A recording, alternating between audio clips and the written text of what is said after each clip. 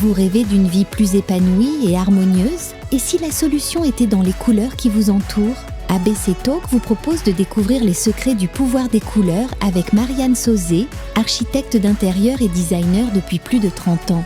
Dans cette masterclass exclusive, elle vous révèle sa méthode unique, la color décothérapie. Plus de 7000 personnes ont déjà expérimenté cette approche révolutionnaire et en ont constaté les bienfaits. Pour assister à la masterclass Le mystère des couleurs, cliquez sur le lien en haut à droite de l'écran ou en description. C'est qu'aujourd'hui, on passe notre temps à essayer de gérer nos symptômes, à faire des exercices pour se réguler, alors qu'en fait, il faut permettre à notre corps de se réparer. Et le problème, c'est que plus les années passent, plus on évolue dans les vies qu'on a, stressantes, etc., plus le corps s'abîme, parce qu'on vient au monde en fait avec déjà des fragilités. Et ces fragilités vont s'aggraver avec le temps. Hein. Et on ne laisse pas en fait au corps cette possibilité d'aller vers l'auto-réparation parce qu'on le sollicite en permanence. Et tout le protocole, il consiste simplement à mettre le corps dans des conditions très spécifiques qui vont lui permettre de faire le travail lui-même.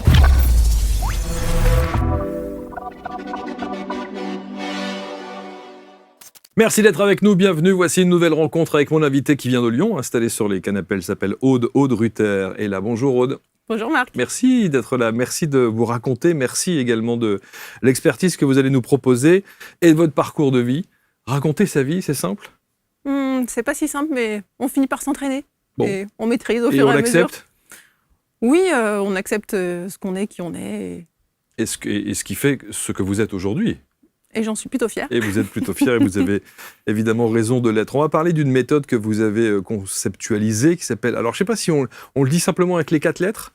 Oui, mais c'est bien de le traduire. Bah oui, qui veut dire? Libération des mémoires traumatiques du corps. Parce que le corps parle.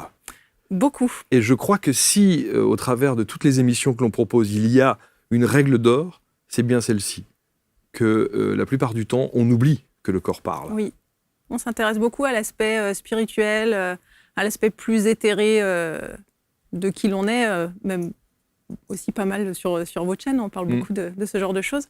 Et puis on a tendance un peu à oublier que la vie sur Terre, c'est aussi la matérialité. Et le corps, il y a énormément de choses à savoir, à connaître. Beaucoup de choses qu'on ignore en fait aujourd'hui encore. Ouais, et que le corps révèle pour le coup. Oui, et c'est fascinant. Et c'est fascinant. Et alors vous avez une phrase moi qui m'a tout de suite impacté quand on prépare l'émission. Il y a ce qu'on appelle la fiche de production. Vous dites aujourd'hui le corps est perçu soit de manière hyper matérialisée, hyper matérialiste, évidemment, et ça on le doit évidemment au côté scientifique des choses. Bien sûr. Soit très ésotérisé. Abusivement parfois par ce côté holistique. Alors vous n'allez pas vous faire que des amis en disant ça. Mais quel est votre constat? Mais mon constat, c'est que je pense que la science a énormément apporté sur la compréhension mécanique du corps. Et aujourd'hui, on est capable de le soigner de bien des manières. Et heureusement d'ailleurs. Heureusement, si la science n'était pas là, jamais je ne remettrais en cause la médecine, bien sûr. Mais il y a cette espèce de scission en fait entre la science, la médecine d'un côté, et puis les médecines qu'on appelle douces, holistiques, qui vont s'intéresser au corps et puis à l'aspect, on va dire, plus global de l'être humain. Mais je trouve que malheureusement, dans les médecines plus holistiques, comme je vous disais, on a tendance à s'intéresser à l'aspect émotionnel, à l'aspect mental de l'être, à l'aspect énergétique, en oubliant que le corps physique a un rôle hyper important à jouer. On le connaît très très mal en fait, et finalement ça relève de quelque chose peut-être d'un peu vulgaire, auquel on ne s'intéresse pas tant que ça. Et moi, ce que j'ai découvert dans mon parcours, c'est que notre corps physique a un impact, mais qui est monstrueux en fait, sur tous les aspects de qui on est, sur nos comportements, sur nos émotions, sur notre manière de fonctionner psychiquement et mentalement. Et jamais, en fait, j'aurais cru m'intéresser au corps physique, simplement que c'est venu. Et aujourd'hui, je suis complètement fascinée, en fait, parce que je continue à découvrir tous les jours. Et on va voir de quelle manière, et notamment au travers de votre méthode. Je ne sais pas si c'est le fait d'avoir travaillé déjà sur le sujet, et puis dégrossi et enlevé des couches. Mais ouais, c'est quelque chose de pertinent. Ça assemble des pièces de puzzle en fait.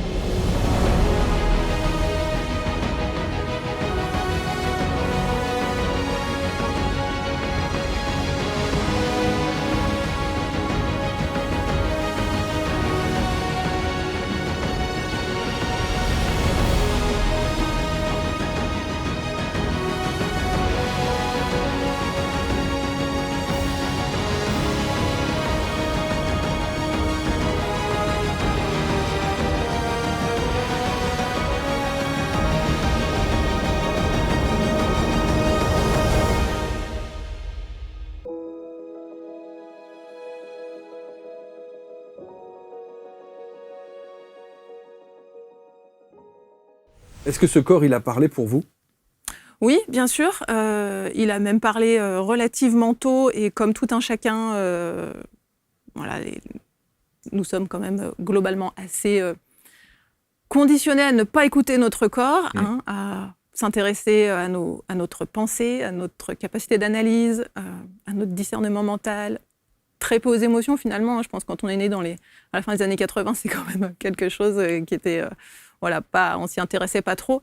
Et il a parlé, mais en fait, comme beaucoup de personnes, on n'écoute pas. Il faut attendre de prendre... En général, on attend de prendre le mur. Oui, on attend d'avoir mal, on attend d'avoir une maladie, on attend de plus pouvoir se lever le matin. Et même là encore, on se dit que finalement, on va s'en sortir à coup de volonté. Alors que, en fait, ce n'est pas une question de volonté. Il y a vraiment des choses qui se passent physiquement. En fait, quand notre corps se met à dysfonctionner, non seulement, en fait, il a quelque chose. C'est pas qu'il a quelque chose à nous dire, c'est que en réalité, il y a un trop-plein qui est là, et il y a des choses à soigner, à régler, et le corps est en mesure de se réparer tout seul. Et ce qui est un peu dramatique, c'est que on le sait pas. Voilà. Et quand on est dans cet état où le corps ne peut plus fonctionner, on en est encore à chercher des solutions mentales, des solutions émotionnelles, d'essayer de se remotiver, alors que finalement, la meilleure porte d'entrée, c'est d'aller directement regarder ce qui se passe dans le corps. Et vous dites d'ailleurs, vous faites le constat, vous avez un constat qui est clair, que notre corps a des capacités d'auto-guérison insoupçonnées. Alors d'abord, il y a deux mots qui sont essentiels dans ce que vous dites là, c'est auto et guérison. Oui. Et guérison... c'est toujours très touchy. C'est un mot interdit, je sais. Je sais que c'est toujours très très touchy et effectivement, mais c'est pour ça qu'on a dit au départ que la médecine et la science font des choses extraordinaires. Oui. On est bien d'accord, mais que ce corps a aussi des capacités d'auto-guérison où on n'est pas nécessairement obligé d'en passer par le côté scientifique, voire le côté chimique que propose la médecine dite conventionnelle. Vous êtes d'accord avec ça ? Oui, je suis d'accord avec ça, mais même aujourd'hui, j'ai des personnes, des consultants qui sont sous traitement parce qu'ils sont arrivés à un stade de mal-être où inévitablement, en fait, ça les soutient. Et je leur dirai jamais d'arrêter un traitement d'anxiolytique, d'antidépresseurs, etc. Mais surtout pas faire ça. Ça les soutient comme tout un tas d'autres choses qu'ils font dans leur vie. En revanche, d'aller permettre à leur corps, alors moi c'est vrai que j'essaye de ne pas utiliser ce mot guérison, je vais utiliser ce mot réparation, de permettre à leur corps de se mettre dans des conditions où il peut se réparer. Et ben en fait ça va tout changer en fait dans leur vie. Alors certes c'est un parcours qui est un petit peu long, mais là ça peut vraiment les sortir de tout ce qui traverse de difficile, hein, que ce soit la dépression, les addictions, les burn-out. Mais le mot guérison, enfin auto-guérison, vous le dites. Oui, c'est vrai. Il y est. Il y est dans votre... Et c'est pour ça que j'ai mis le doigt là-dessus. Je me suis dit, oh là là là là. Si on parle de guérison, voire d'auto-guérison... Mais parce qu'en fait, je l'ai constaté. Ben oui. Et vous en êtes la preuve aussi. Oui, je ne peux pas utiliser un autre terme parce que c'est réellement en fait, ce qui s'est passé. Pour moi, pour d'autres, pour énormément de mes consultants, pour mes collaboratrices, pour toutes les personnes qui ont essayé la LMTC. Alors, qu'est-ce qui s'est passé pour vous alors ? Alors, je ne sais pas si on va repartir sur l'aspect biographique de mon existence. C'est important, mais c'est hyper important. Je vais vous dire pourquoi. Ça fait partie de ces parcours de vie qui sont essentiels pour incarner véritablement ce que vous êtes aujourd'hui, et notamment la méthode LMTC qui permet justement de se dire mais quelle valeur ajoutée vous apportez à tout ce qu'on entend en permanence ? Quelle est cette méthode ? Qu'est-ce qu'elle a de plus que les autres peut-être n'ont pas nécessairement ? Et pour qu'on puisse expliquer ça, il faut que vous puissiez l'incarner. Et c'est au travers de votre parcours de vie que vous incarnez les choses. Alors, expliquez-moi. Comme tout ça, tout un chacun, j'avais évidemment un nombre de casseroles diverses et variées. Vous savez, on a tendance à mettre les choses sous le tapis, à se dire que c'est normal d'aller mal émotionnellement, d'être fatigué au quotidien, d'avoir des douleurs partout. On se dit, je vais aller voir l'ostéo, c'est normal, tout le monde va voir l'ostéo, donc on va me remettre en place et puis tout va bien se passer. Voilà, d'avoir des problèmes comportementaux, des petites addictions, des comportements un peu délétères avec la nourriture, par exemple, des schémas relationnels qui sont pas super, des troubles anxieux, etc. Donc, je cumulais en fait un petit peu toutes ces choses-là, jusqu'à ce qu'à un moment donné, j'ai vraiment eu envie de me sortir de ça parce que je sentais que ça me freinait dans mes projets, dans la manière... dans ce que je voulais être dans la vie, sans avoir une idée précise de ce que je voulais être, parce que la LMTC était encore très très loin de moi à cette époque-là, je parle d'il y a 5-6 ans en arrière. Et En fait, ce qui s'est passé, c'est que je me suis progressivement, j'ai commencé à m'intéresser en fait au fonctionnement humain et à m'intéresser à ce qui existait déjà. Donc d'abord l'énergétique, et puis j'en ai vu un petit peu les limites sur moi, et puis l'aspect ensuite émotionnel que j'ai trouvé aussi très chouette, mais j'en ai vu aussi les limites, c'est-à-dire que ça avait un effet, on va dire, de bien-être, de soulagement. Malgré tout, mes problématiques de fond étaient toujours là, et surtout les problématiques qui sont de l'ordre de l'incontrôlable. Vous savez, les pulsions, comme je vous disais, la fatigue chronique, par exemple, toutes ces choses en fait, qui nous mettent des bâtons dans les roues, les réactions anxieuses qu'on a, tout ce qui est de l'ordre qui se pointe en fait dans notre existence et qui viennent nous empêcher de fonctionner. Et on a beau vouloir faire en sorte que ce soit différent, ça l'est pas, et on subit en fait. On subit nos schémas relationnels, on subit le stress. Les schémas répétitifs. On subit énormément de choses. Et en fait, de fil en aiguille, j'ai découvert, en fait, j'ai fait des formations dans des thérapies plus axées sur l'émotionnel. J'ai découvert, en fait, les travaux de certaines personnes, Bruce Lipton, Stanislav Grof, ça m'a un peu accompagnée. Et en fait, à un moment donné, je me suis quand même heurtée donc, à ces limites de ces approches émotionnelles, parce que j'ai toujours été quelqu'un de très orienté résultat, et j'ai jamais été satisfaite par les solutions qui étaient proposées. Intermédiaires. Ouais. Non, mais surtout par les résultats en fait qui n'étaient pas définitifs. Mais ça veut dire quoi? Résultat pour vous égale preuve? Oui, preuve, disparition en fait. Ah ouais. Disparition totale. Résolution totale et définitive de la problématique. Okay. Voilà. C'est-à-dire, si je vais un peu mieux et si dans 3 mois je dois retourner voir un thérapeute, c'est que ça le fait pas. Bah non, c'est que ça le fait pas. Il y a quelque chose qui colle pas. Et puis c'est surtout que être dans cette démarche-là, en tout cas, c'est pas la démarche dans laquelle j'étais. C'est simplement, c'est dire que c'est normal. En fait, c'est normal d'être émotionnellement instable. C'est normal de vivre du stress dans certains types de situations. En fait, on estime comme étant normal beaucoup de choses qui, pour moi, en fait, ne l'étaient pas. Et dans ma logique, j'étais persuadée qu'on était capable de se débarrasser purement et simplement de toutes ces réactions-là. Et en fait, la vie m'a juste amené... La vie, en fait, hein. Vous savez comment ça marche. Je ne suis pas sur ABC pour rien. Donc, m'a amené à m'intéresser au corps physique.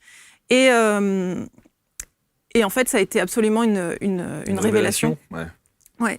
Et en fait, le protocole que j'ai créé, c'est un protocole qui est extrêmement simple, mais qui... parce que vous me demandiez ce qui est différent entre ce qui existe et ce que je fais en tout cas, c'est la question, moi je vous la demande, mais c'est la question que tout le monde va se poser. Oui, quelle valeur ajouter à ce protocole alors qu'il en existe? Tout le monde vient avec sa petite méthode, avec son process, etc., etc. Donc c'est ça qui est intéressant. Alors aujourd'hui, je ne connais pas tout ce qui existe. On est d'accord, ce n'est pas possible. Ouais. Mais par contre, ce que j'ai constaté, c'est que jusque-là, les méthodes qui existent sont pour moi des méthodes de gestion des symptômes. C'est déjà des méthodes où on a une approche par le symptôme. C'est-à-dire, j'ai cette problématique et je veux la régler. Et ensuite, on va faire rentrer les gens dans des cadres en leur faisant faire des pratiques, ou des protocoles, des exercices, des méditations, des protocoles d'hypnose, etc. Sauf que, en fait, le corps n'a pas besoin qu'on le fasse rentrer dans un cadre spécifique.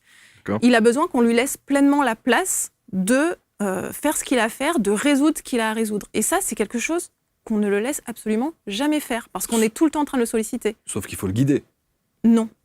Okay. Il n'a pas besoin d'être guidé. En fait, c'est plutôt la personne qui doit être... à l'écoute. À l'écoute et dans l'observation. C'est la seule chose qu'on lui demande pour qu'elle ne mette pas des bâtons dans les roues à son propre corps qui est en train de se réparer. Parce que notre corps, nous le sollicitons en permanence pour marcher, pour bouger, pour parler... Quand il dort, il ne peut pas se réparer parce qu'en fait, il est en veille. Donc, toute la sainte journée, il est en gestion, notre corps physique. Rien que sur ce point-là, oui. J'entends l'inverse. C'est-à-dire que vous avez des gens qui disent c'est précisément quand le corps dort qu'il semble être inactif, alors qu'il est justement en pleine mutation, en pleine évolution, et que c'est à ce moment-là que le corps travaille en partie. En partie. Il travaille en partie. Et il se répare en partie. Okay. Mais pas complètement, parce que ce que j'ai découvert, c'est que les dégâts qui ont été causés, que le corps a subis, sont tellement monstrueux, c'est c'est de l'ordre de l'Himalaya, en fait. C'est énorme. C'est qu'aujourd'hui, on passe notre temps à essayer de gérer nos symptômes, à faire des exercices pour se réguler, alors qu'en fait, il faut permettre à notre corps de se réparer. Et le problème, c'est que plus les années passent, plus on évolue dans les vies qu'on a, stressantes, etc., plus le corps s'abîme, parce qu'on vient au monde, en fait, avec déjà des fragilités. Et ces fragilités vont s'aggraver avec le temps. Et on ne laisse pas, en fait, au corps cette possibilité d'aller vers l'auto-réparation parce qu'on le sollicite en permanence. Et tout le protocole, il consiste simplement à mettre le corps dans des conditions très spécifiques qui vont lui permettre de faire le travail lui-même. Et les gens me disent « Oui, mais moi, je ne vais pas y arriver, il faut que je me concentre. » et tout. Non, en fait, il n'y a rien à faire parce que tout le monde y arrive. Tout le monde y arrive parce que c'est totalement naturel. C'est complètement naturel. Ça relève, en fait, de l'observation.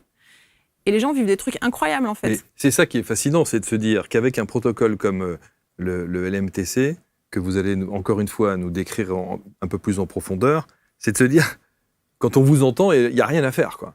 Rien.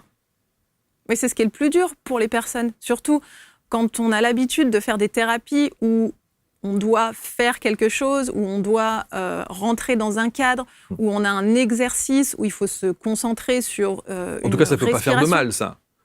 Sur le travail de respiration, sur le travail de méditation, sur le travail en immersion, ça ne fait pas de mal du tout. Ça ne fait pas de mal. Non, bien sûr que non. Okay. Non, ça ne fait pas de mal du tout. Parce que vous remettez en question tous les... Non. Mais c'est ça qui est fascinant, parce que là, on vous attend au tournant. On va se dire, mais attends, on est d'accord. Justement, ce protocole que vous allez nous présenter, encore une fois, un petit peu plus en profondeur, qui consiste à dire, ne faites rien, laissez le corps agir, parce qu'on est dans cette énergie de l'auto-guérison, comme vous l'évoquiez tout à l'heure, ou l'auto-réparation, comme vous le dites et que vous préférez. Moi, j'attends que vous nous dites... Ce n'est pas de la passivité. C'est pas de la passivité. Ce n'est pas de la passivité. Donc, qu'est-ce que ça veut dire, alors, être dans l'auto-réparation ?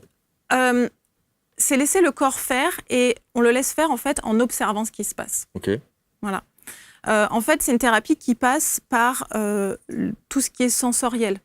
Donc les sensations corporelles, qui sont en fait que la partie émergée d'une biochimie qui est d'une complexité vraiment énorme. Et en fait, c'est ce que font les gens en séance. Ils vont observer ce qui se passe dans leur corps pendant un certain temps, pendant un long temps. En fait, ce sont des longues séances qui peuvent durer entre 1h30 et 2 heures. Et en fait, on va dire que l'outil principal, ça va être la concentration. Voilà, se concentrer sur ce qui se passe dans leur corps. Et à partir du moment où les personnes font ça, alors bien sûr, elles sont guidées par le thérapeute parce que, comme je vous dis, il y a un contexte en fait à mettre en place pour que ça puisse être fait, que ce soit efficace et puis pour qu'il n'y ait pas de réaction, on va dire, que ce soit fait en toute sécurité. Mais en tout cas, les outils centraux sont la concentration et l'observation. D'accord. Et à partir de là, les gens vivent des choses quand même qui sont incroyables et que j'ai trouvé incroyables dès le départ. Ce qui se passe dans leur corps, ils revivent des mémoires sensorielles, ils revivent des événements, ils ont des perceptions sensorielles qu'ils n'auraient jamais pensé avoir en étant comme ça allongés sur leur lit. Alors, juste un mot sur la concentration dont vous parlez. C'est un état presque modifié de conscience? Non, pas du tout. Non. C'est pas un état d'hypnose? Non. C'est pas un état de méditation? Non, il n'y a aucune induction. Mais il y a une guidance qui passe par beaucoup de questionnements, mais c'est de l'ordre de la conversation, si vous voulez. En fait, il n'y a pas de protocole d'induction, quel qu'il soit. C'est pour ça d'ailleurs que les gens qui s'inquiètent à se demander s'ils vont y arriver, je les rassure toujours en leur disant qu'ils n'ont pas besoin d'être en état modifié de conscience. C'est des perceptions qui sont tout le temps là avec nous, en fait. Simplement, on les écoute pas, on les voit pas parce qu'on est en train d'utiliser notre corps en permanence. Mais ces perceptions-là, un mal de ventre, des jambes qui flageolent, des perceptions cognitives qui sont défaillantes d'un coup, les palpitations, etc. En fait, ça, ce sont déjà des symptômes. Ce sont déjà des symptômes de dysfonctionnement corporel. Et le corps, si on écoute ça, va rentrer en fait dans un état de résolution. Et on est toujours en train de combattre ces trucs-là. Quand on a des sensations qui deviennent très intenses, on est en mesure, par exemple, d'avoir une crise d'angoisse ou des crises de tétanie, et c'est la panique totale. Et ce qu'on essaye de faire, c'est d'intervenir immédiatement pour stopper cet état-là parce qu'il Cohérence y a... cardiaque, respiration, Voilà. etc. Ça, non. C'est pas nécessaire. Non, ce n'est pas nécessaire. Et la résolution arrive beaucoup plus vite quand on ne fait pas ça. Mais c'est inquiétant. C'est inquiétant pour une personne de se dire « Oh là là, non, mais je vais me laisser faire, etc. » C'est pas vraiment comme ça que ça se passe, la LMTC. Pas du tout. On est guidé. Oui, on est guidé. Non, mais c'est bien ce que je dis. C'est pour ça que je vous dis, je vous dis, il y a une guidance, vous me dites non, il n'y a pas de guidance. Parce qu'en fait, il n'y a pas de protocole. C'est que simplement, on apprend à la personne à observer son corps d'une certaine manière. Non, mais... c'est un truc incroyable. Mais moi, j'adore ça. C'est fascinant parce qu'il faut vraiment qu'on essaie de comprendre ça. Je connais des gens qui se retrouvent de temps en temps dans des phases de crise d'angoisse. Oui. Il n'y a rien de pire qu'une crise Envoyez-les-moi. d'angoisse. Non, mais bien sûr, hein, mais à 200%. Et dès ce soir. Non, mais quand c'est terrible. Une crise d'angoisse, c'est terrible. Moi, Oui. j'ai la chance d'en avoir jamais faite, mais j'entends des gens qui nous disent, quand on est dans une crise d'angoisse, on a l'impression qu'on va mourir. Vraiment. Vous entendre dire que face à une crise d'angoisse, il n'y a rien à faire, si ce n'est écouter cette angoisse qui nous habite à ce moment-là, et donc la révélation de ce que notre corps a à nous dire, mais on n'est pas en capacité d'écouter, parce qu'on est au cœur de cette crise d'angoisse. Oui, bien sûr. Alors que faire ? Pendant que le symptôme est là et qu'il est extrêmement fort, et qu'on est seul, et qu'on n'a pas la méthode pour le faire, bien sûr que c'est impossible. Et bien sûr qu'on est terrassé par les émotions, par la panique, etc. Donc c'est pas dans ces moments-là, en fait, qu'on va venir travailler sur le corps, qu'on va venir faire de la LMTC. Donc votre méthode est une méthode de prévention ? Non, c'est une méthode de résolution définitive, mais qui ne va absolument pas intervenir dans les moments de crise. C'est un travail de fond, en fait. C'est un travail de fond que l'on va faire, mais en dehors de ces moments de crise. C'est-à-dire que les méthodes de gestion, c'est aussi la différence, c'est que les méthodes de gestion vont intervenir quand il y a un moment de pas bien, et là, tout d'un coup, on se dit « je vais respirer, je vais faire ci, je vais faire ça ». C'est ce qu'on fait aujourd'hui. Moi, quand les gens viennent me voir en séance de LMTC, on n'attend pas qu'ils fassent une crise pour lancer la séance. Évidemment. Ils le font dans leur état absolument normal. Évidemment, mais que permet la LMTC pendant ces phases de crise d'angoisse, par exemple, ou autre ? En fait, la LMTC va venir stopper ces symptômes qui n'arriveront juste plus. Qui n'arriveront plus. Oui. Ok. Ça va résoudre ce problème-là. Ça va résoudre toute forme de stress, en fait. Et ça va résoudre énormément de problématiques. Mais c'est un travail qu'on fait en amont. C'est un travail qui est long, malgré tout. C'est quelque chose qu'on va faire aussi en autonomie.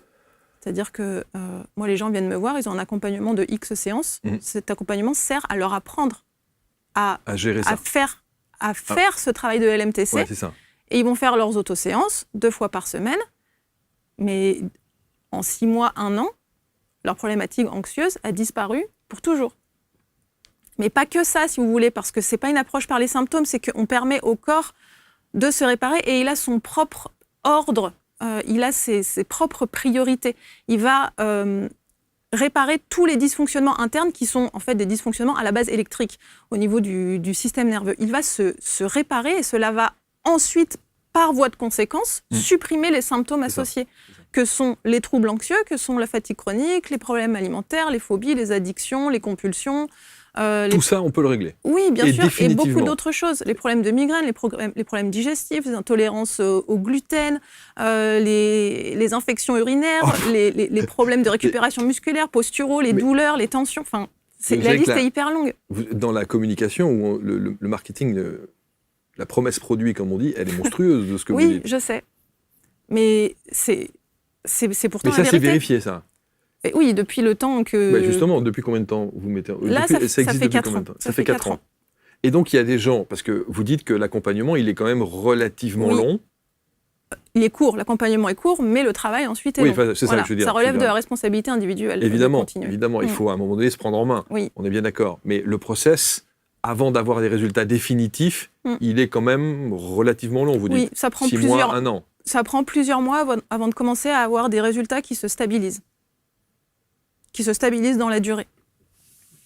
Mais là où il y a une sorte de paradoxe que j'entends, alors peut-être que j'ai mal compris et que j'ai pas saisi le truc, c'est que vous... Je vous ai peut-être mal expliqué. Non, mais parce que vous dites que Alors, vous ne dénoncez pas, mais vous dites que ça ne sert pas à grand-chose de faire tous ces protocoles thérapeutiques qu'on entend à droite à gauche, les respirations, la méditation, etc. Non, etc. je dis pas ça. Non, mais vous dites qu'il y a une autre façon de faire. Voilà. En fait, au travers de ce que vous proposez. le Sauf que... Pardon, excusez-moi. Non, mais pardon, pardon. je termine.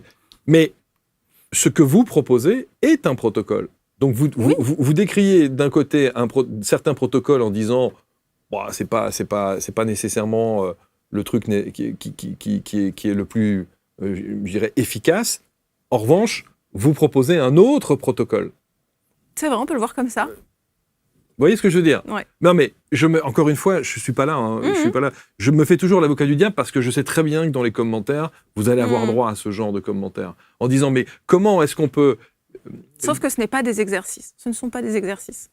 Ce ne sont pas des exercices préfabriqués qu'on va essayer de coller sur les différents symptômes ou d'imposer aux personnes pour gérer les instants difficiles.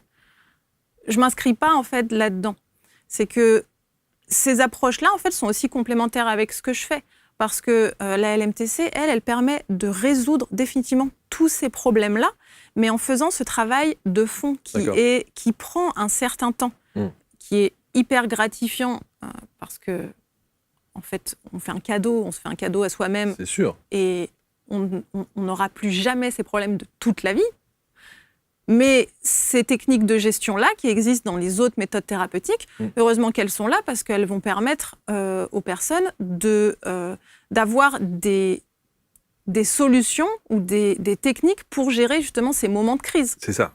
Voilà. Quand la problématique arrive à l'instant T, c'est bien aussi d'avoir effectivement toutes ces... Alors, donnez-moi un exemple.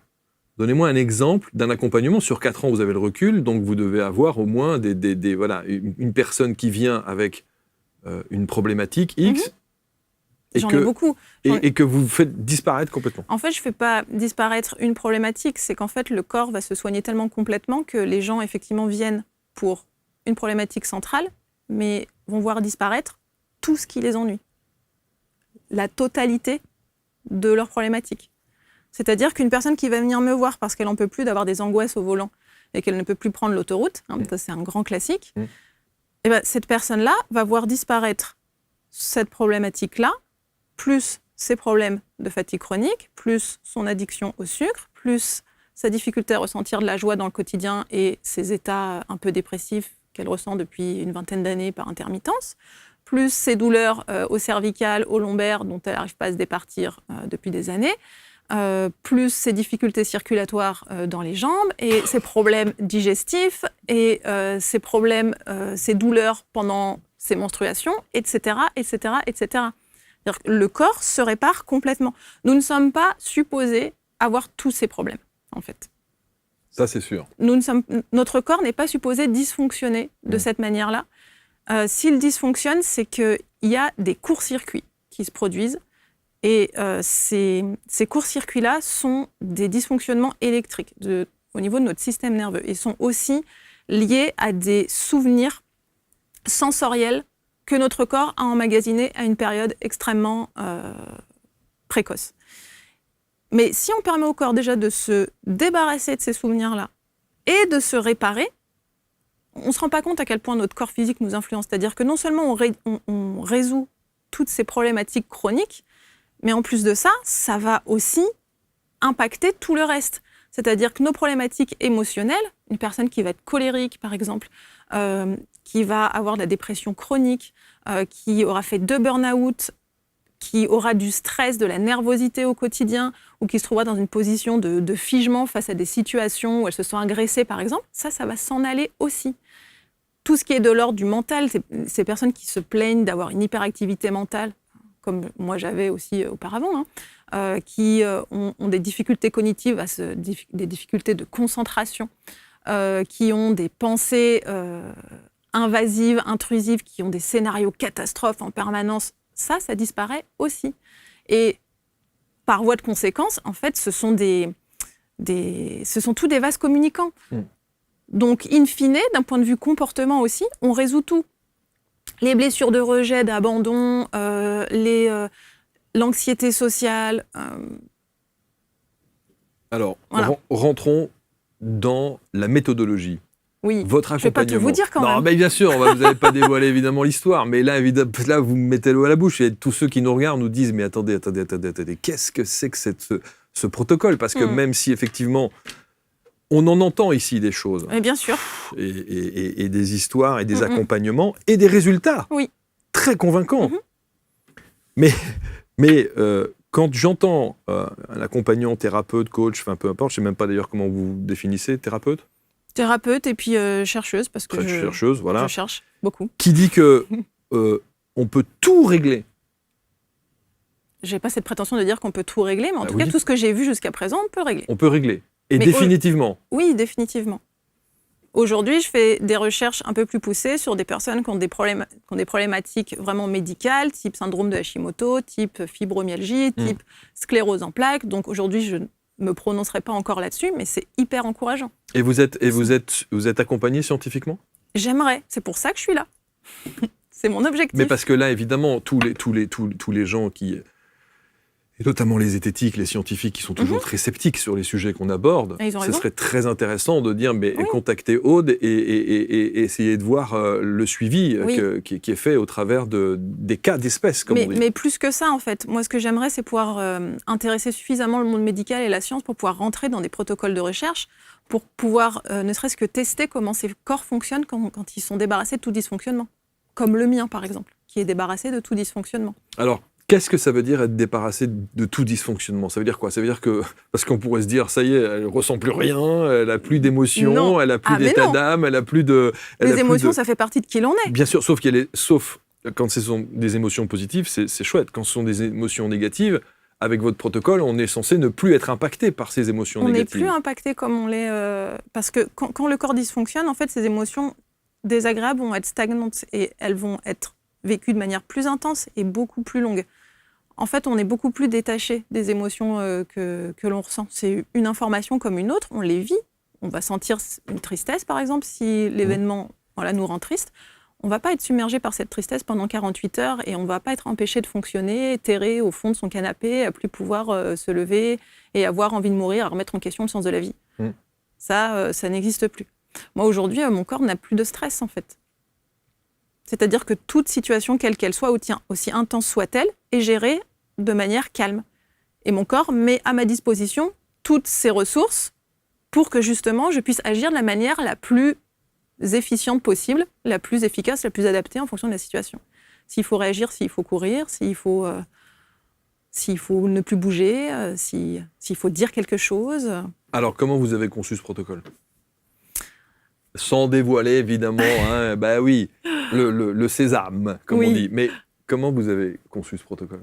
Il y a quelques années, j'utilisais un protocole que j'avais appris, qui était un protocole de libération émotionnelle. Ouais.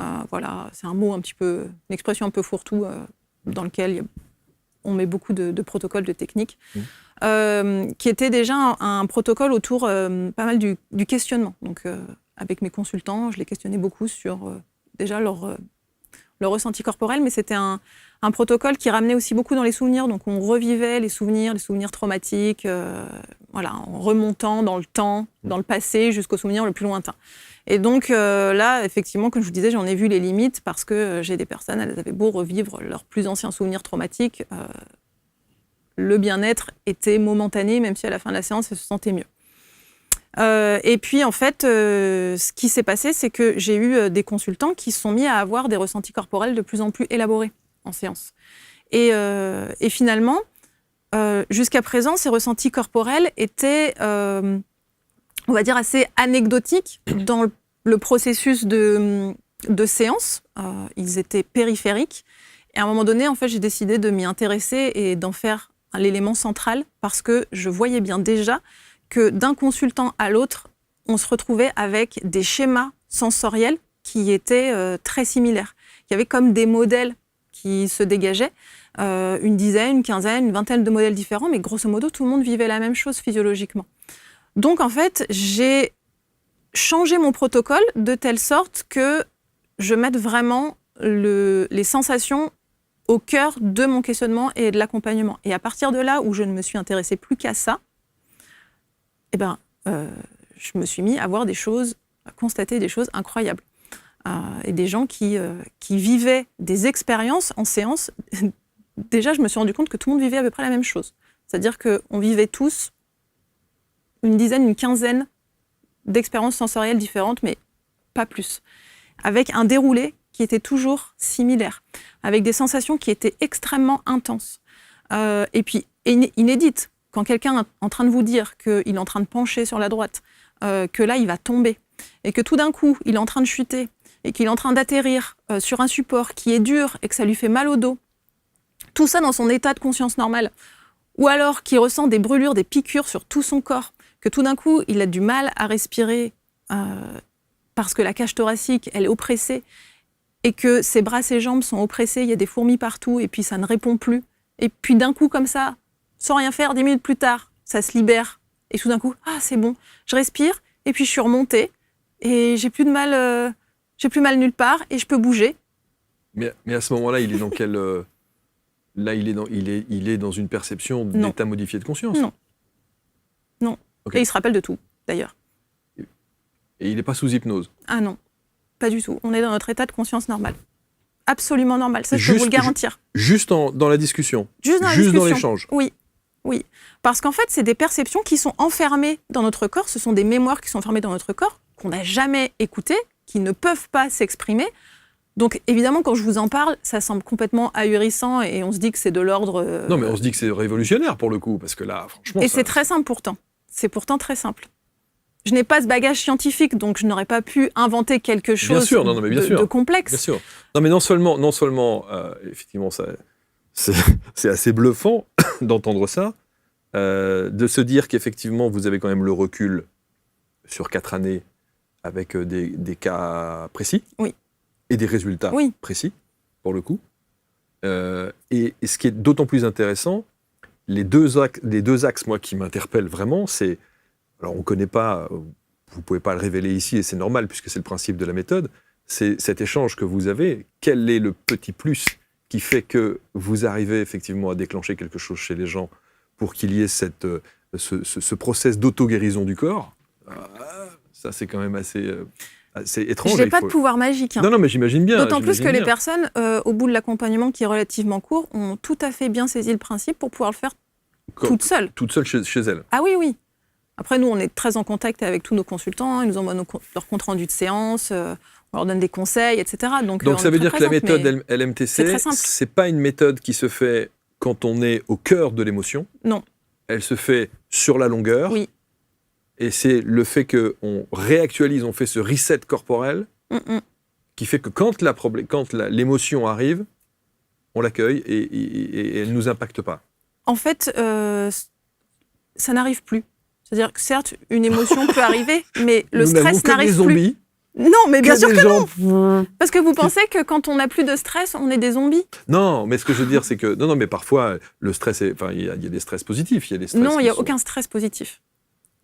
Ça, pour moi, c'est vraiment une croyance qui est pas du tout bénéfique pour notre fonctionnement en tant qu'humain. Il n'y a pas de stress bénéfique. Un stress est un stress. Certes, il y a des stress nerveux qui font qu'on va se mettre en action, qu'on va rentrer dans un état de lutte, qu'on va faire des choses et bouger. Néanmoins, ce sont des stress qui sont, comme tout stress, c'est extrêmement énergivore. Et une excitation est un stress positif. Mais une excitation n'est pas non plus quelque chose de positif. C'est un état nerveux. Une excitation est un état nerveux. Oui, mais l'état nerveux qui consiste à dire que voilà, on va faire quelque chose d'extraordinaire, ou on est très impatient de faire quelque chose. Mais on peut être très impatient en étant très calme, en ayant un corps tout à fait calme et disponible. On n'a absolument pas besoin d'être dans un état d'excitation, de stress, de nervosité pour être efficient, pour être productif dans quelque tâche que ce soit. On n'a pas besoin de ça du tout. Et on est beaucoup plus productif et efficace d'ailleurs quand on est dans un état de calme et de disponibilité. Mais ça ne nous empêche pas d'avoir des émotions, d'être hyper joyeux, très impatient de faire quelque chose. Au contraire, on est même beaucoup plus en contact avec ces émotions de calme, de paix, de joie quand on est dans cet état corporel. Parce que quand on est dans un état corporel de stress, en fait, la plupart du temps, les émotions qui s'en dégagent sont tout à fait désagréables. Racontez-moi un avant-après de quelqu'un encore une fois, qui peut-être dans sa vie de tous les jours, personnellement ou professionnellement, est au bout, ou se retrouve dans des situations qu'elle ne veut plus gérer, qu'elle ne supporte plus, et qui suit donc la méthode LMTC, et qui, d'un seul coup, change radicalement dans sa vie. Très concrètement, je suis un 8, vous savez, en numérologie, donc j'ai besoin d'avoir des choses très très concrètes, avec des points 1, point 2, point 3, point 4. Vous avez un exemple comme ça ? Oui, une personne qui vient, comme je vous disais par exemple, j'ai beaucoup de personnes qui viennent pour des angoisses au volant, qui se sentent extrêmement seules par rapport à ça. Donc une personne qui vient pour cette problématique centrale. À côté de ça, elle a pris 20 kilos en 10 ans. Elle a des problèmes à gérer son alimentation parce que la fatigue fait qu'elle mange pour avoir de l'énergie, sauf que ça lui donne pas du tout d'énergie et que son corps stocke.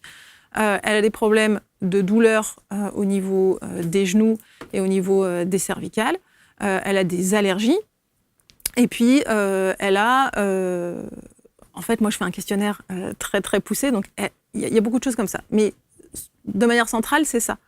En fait, tout ça s'en va. C'est-à-dire que cette personne-là est susceptible, a pu reprendre sa voiture pour aller de sa maison de Paris à sa maison de Normandie, prendre l'autoroute sans aucun problème. Alors que c'était complètement proscrit, qu'elle était même en panique lorsqu'elle était passager de son mari. Enfin, la voiture était devenue un enfer. Elle ne pouvait plus prendre l'autoroute ou les routes nationales droites.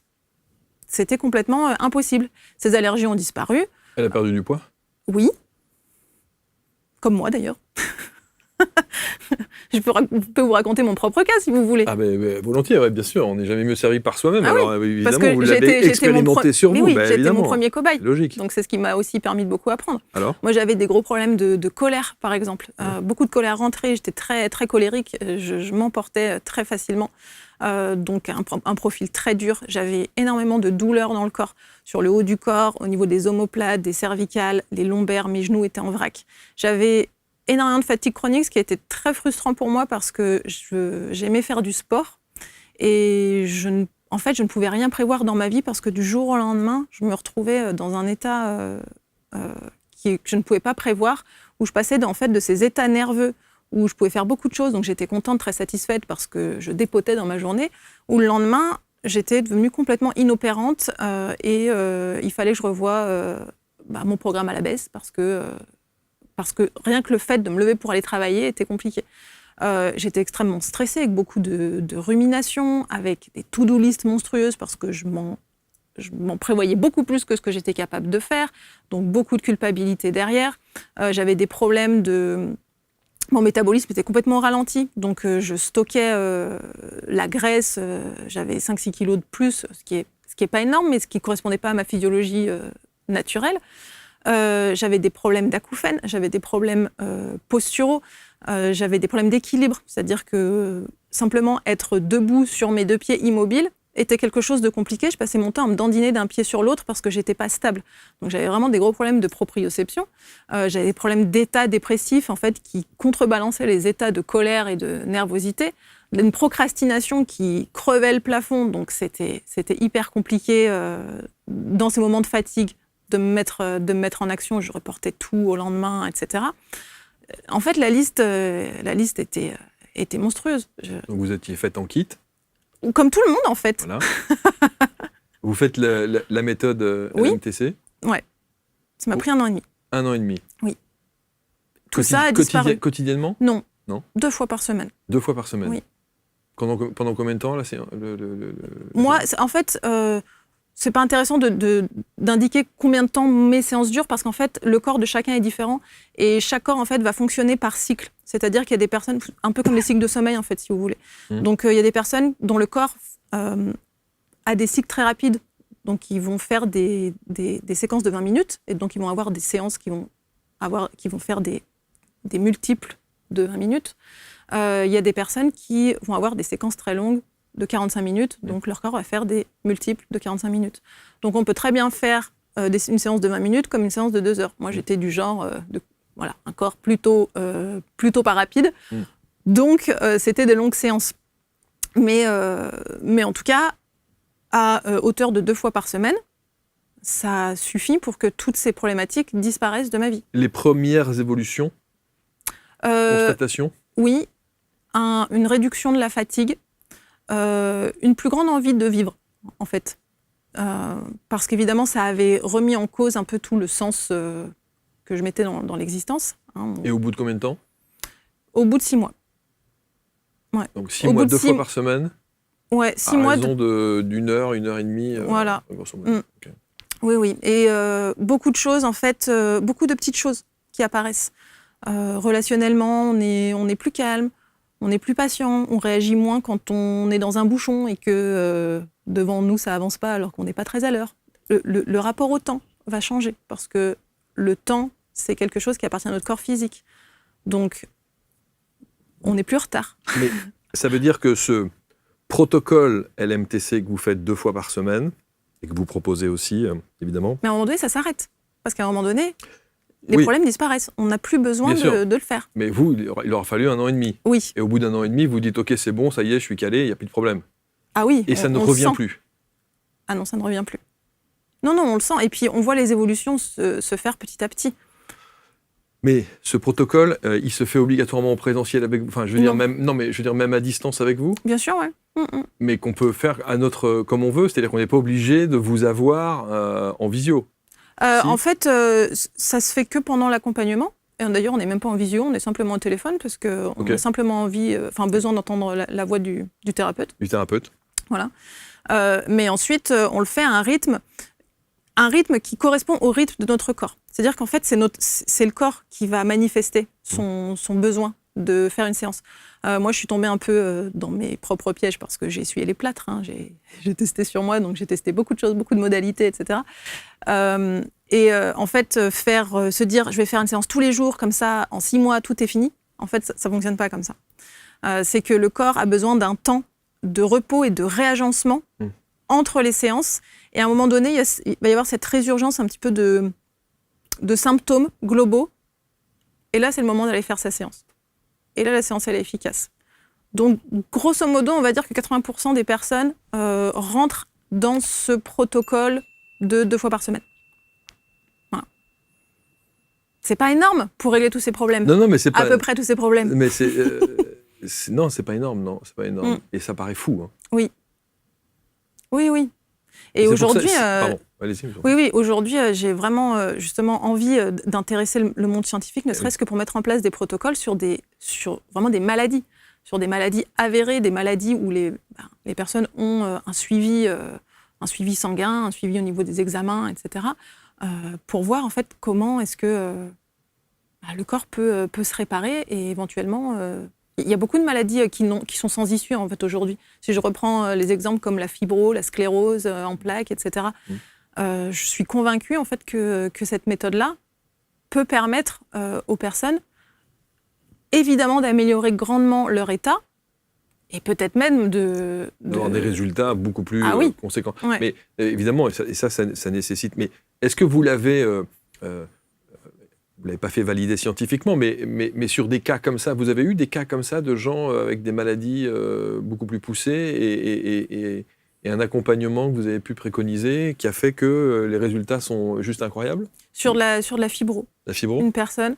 Et ensuite, sur, on va dire, des troubles comportementaux type anorexie, boulimie, hyperphagie.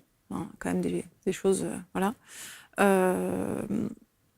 Et après, comme je vous disais, sur des maladies, c'est en cours. Sur des maladies, on va dire, plus importantes, c'est en cours. Donc pour le moment, ce dont elles témoignent est hyper encourageant. Le truc fou, c'est de se dire que ça ne revient pas. C'est ça qui est, c'est ça qui est puissant. Ça ne revient pas. Et on le sent en fait que ça ne revient pas. Parce que quand on se retrouve face à une situation qui, auparavant, aurait déclenché une énorme crise d'angoisse, en fait, les personnes hallucinent parce qu'il ne se passe plus rien. Mais ça n'apparaît pas du jour au lendemain. Il y a une décrue progressive des symptômes de stress. Mais elles font leur séance et ensuite, dans leur vie, elles ne font que constater. C'est-à-dire qu'il n'y a pas d'exercice à faire dans le quotidien. Juste, ça arrive. C'est la première fois que j'entends une méthode où il n'y a rien à faire. Il faut quand même faire ses autoséances, hein, Marc. Oh, mais on est bien d'accord. Mais il faut quand même faire preuve de volonté, de constance et d'endurance. Et oui, voilà. Mais ce que je veux dire, c'est que si on fait 2 séances par semaine, comme vous le dites, effectivement, sur la longueur, bon, c'est un peu long, mais faudrait réussir à... Vous savez, une thérapie, concentrer le truc un peu. Une Quoi. psychothérapie, ça dure facilement 5-6 ans. Ah non, mais c'est sûr. Et on n'est pas sûr du résultat du tout. Voilà. Moi, je suis sûre du résultat. Sur toutes les pathologies dont je vous ai parlé, j'en suis sûre. Aujourd'hui, j'ai des milliers de pages de prise de notes, des milliers de supports de recherche sur les pathologies dont je vous parle. Je sais que ça fonctionne, et ça fonctionne avec certitude. Donc maintenant, j'aimerais aller plus loin sur des problématiques, sur des maladies beaucoup plus importantes. Et sur les troubles psychiques aussi, hein, parce que ça fonctionne de la même manière sur tout ce qui est bipolarité, dépression, etc. Donc aujourd'hui, ce que j'aimerais tester sur tout ce qui est schizophrénie, vous savez, ce qui est quand même un peu plus complexe. Plus lourd. Bravo. Alors là, c'est quand même... et effectivement, là, j'invite tous ceux qui nous regardent et qui ont... évidemment, il y a beaucoup de thérapeutes, de médecins également qui suivent nos émissions et qui se chargent assez régulièrement de mettre des petits commentaires pas toujours très valorisants. Donc là, pour le coup, vous avez quelqu'un qui est très ouverte au fait qu'on puisse collaborer, échanger et voir de quelle manière on peut officialiser les choses. Bien sûr. Parce que c'est quand même... C'est vraiment un projet.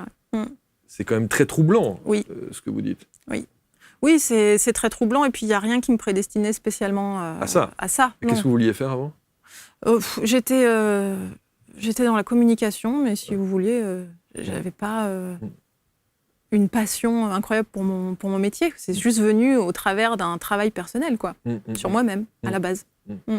Mais ce travail, c'est-à-dire que vous concevez un truc qui est fait pour vous à la base. Je suis un peu jusqu'au boutiste. Ah oui, bien sûr. Vous êtes quel signe ? Lion. Bon ben voilà. Non, mais c'est très intriguant. Moi, évidemment, on ne connaît pas. Et moi, ce qui m'intrigue, c'est le premier point, c'est effectivement le fait qu'il n'y a pas de récidive. Il n'y en a pas. Ça, c'est déjà le premier truc. Et on le sent dans son corps. On sent qu'on est vivant, en fait. Le deuxième truc qui m'intrigue aussi, c'est que tout est fait sur le mode de l'échange, de la discussion. Oui. Mais pas la discussion sur les souvenirs, tout ce qui est de l'ordre des événements traumatiques de notre vie. Ça ne nous intéresse pas, ça, dans l'histoire. On n'est pas du tout sur ce registre-là. Oui, on ne revient pas à la source du problème. Non. Il y a beaucoup de thérapeutes qui font ça. Non, et puis il y a beaucoup de gens qui viennent me voir en me disant, voilà, j'ai cette problématique, mais je ne sais pas d'où ça vient. Est-ce que c'est embêtant si je ne me rappelle pas du moment où c'est déclenché ? Mais ça n'a aucune importance. Nous, on est sur le registre du corps, du sensoriel, vraiment de ce qui se passe au niveau des sensations physiques. Donc, vous pouvez très bien venir avec une liste hyper courte de symptômes et de problématiques, mais vous verrez que ça va régler ça, et tout ce à quoi vous n'avez pas pensé et que vous pensiez ne pas être lié à tous ces dysfonctionnements. L'accompagnement d'1h30 que vous faites pour la séance, pour ceux qui ont besoin qui sont un peu longs, comme vous le disiez, 1h30. 1h30, c'est pas si long. Bon, d'accord. Donc, la séance d'1h30 que vous préconisez à raison de 2 fois par semaine, il y a un support, il y a de la musique. Non. Non. Rien. Non. Il y a écouter ma voix. Non, la LMTC repose simplement sur une manière de regarder. Comment on observe son corps. Point. Voilà. Et après, on a développé des outils pour améliorer les performances, l'efficacité du corps, mais à la base, ce n'est que de l'observation. Simplement, personne n'est habitué à observer de cette manière. Donc on ne sait pas faire. Les gens ne savent pas faire. Moi-même, je ne savais pas faire à la base. Quand je vous dis que ces émissions sont parfois d'utilité publique, si ça peut transformer nos vies, mais je le souhaite. Allons-y, testons. Allons-y, faisons. Et j'en connais tellement, et quand on parle effectivement, et je parlais tout à l'heure des crises d'angoisse, je sais à quel point, quand certaines femmes sont impactées par ça, c'est... Oui. Ah oui, c'est le mal du siècle. C'est terrifiant. L'anxiété, c'est le mal du siècle. C'est terrible, mais parce qu'on vit dans des sociétés qui stimulent nos corps de manière complètement excessive. Et l'anxiété, ce n'est pas un trouble émotionnel, c'est un trouble physiologique, uniquement. C'est du dysfonctionnement nerveux. Donc, si on permet au corps de réparer littéralement ses nerfs, au revoir anxiété. Et stress, et crise d'angoisse, et tout ce qui... Et vous savez aussi qu'à contrario, au-delà du fait que vous avez cette méthode qui semble assez exceptionnelle et qui peut révolutionner beaucoup de choses, vous allez déranger aussi, vous le savez ça. Oui, mais ça a déjà commencé. Ça a déjà, parce que évidemment, je communique sur les réseaux sociaux, donc on est très exposé quand on commence à dire des choses qui sortent un petit peu du cadre de ce qui est accepté. Non seulement ça, puis vous remettez en question beaucoup de choses. Oui, mais pour autant... beaucoup de protocoles et beaucoup de thérapeutes et beaucoup d'expertise. Oui, mais je ne dis pas que ce qui existe est inutile. Oui. Ça a son utilité parce que quand on est dans des états qui sont incontrôlables, on a besoin aussi de ces pratiques-là pour pouvoir gérer le quotidien. Moi, tout ce que je dis, c'est qu'on n'est pas obligé de gérer notre mal-être toute notre vie. On est en capacité de s'en débarrasser définitivement. Et une fois que tout ça est parti, eh ben, on n'a plus besoin de ces techniques de gestion, puisqu'on va bien. On va parfaitement bien. Bravo. Merci. Écoutez, longue vie à la LMTC. On va vous mettre les liens autour de la vidéo pour que vous puissiez rentrer en contact avec Aude, que vous fassiez... Alors, il faut se prendre en main, quand même, on est bien d'accord. C'est une question de responsabilité personnelle aussi. Ouais. On est bien d'accord. Les mémoires traumatiques du corps à l'origine de nos blocages physiologiques, émotionnels et comportementaux. Alors, cette phrase, évidemment, et ça, on l'a entendu des centaines de fois, sauf que votre approche est quand même assez incroyable et je ne doute pas que peut-être que dans les mois et les années à venir, et si on peut contribuer à ça, c'est tant mieux, il y aura une autre vision et peut-être un intéressement plus poussé. Je l'espère. De la horte scientifique. J'espère, parce qu'il y a encore beaucoup de choses à apprendre sur le corps et il y a une approche différente à avoir envers lui. Merci beaucoup, Aude. Merci à vous. Prenez soin de vous. Voilà, j'ai essayé de pousser au maximum pour savoir quel était le contenu et la méthodologie, mais j'aurais encore plein de choses à vous dire, mais oui, vous me réinviterez. J'imagine, avec grand plaisir. Merci à tous, commentez avec bienveillance comme toujours, partagez les sites internet et les contacts d'Aude Ruther autour de cette vidéo. On se retrouve très vite pour une prochaine rencontre. À très bientôt, merci.